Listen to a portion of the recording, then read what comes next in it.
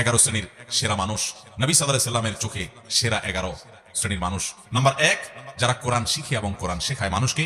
Number 2, যারা আখলাক এবং আচরণের দিক থেকে সবচেয়ে ভালো আচরণের অধিকারী, উত্তম আখলাকের অধিকারী। নাম্বার 3, যারা ঋণ নিলে মানুষের কাছ থেকে বাকি নিলে পরিশোধ করার সময় ভালো মানুষের পরিচয় দেয়, ওয়াদা রক্ষা করে, ঘুরায় না, গড়িমসি করে না।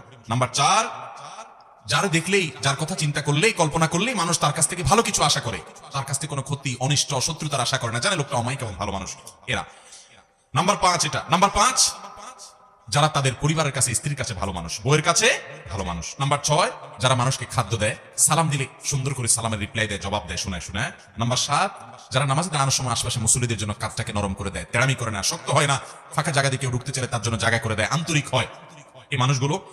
নাম্বার 8, যারা দীর্ঘ হায়াত পেয়েছে, আবার ভালো কাজ দিয়ে পুরো জীবনটাকে সজ্জিত করেছে, কাটিয়েছে।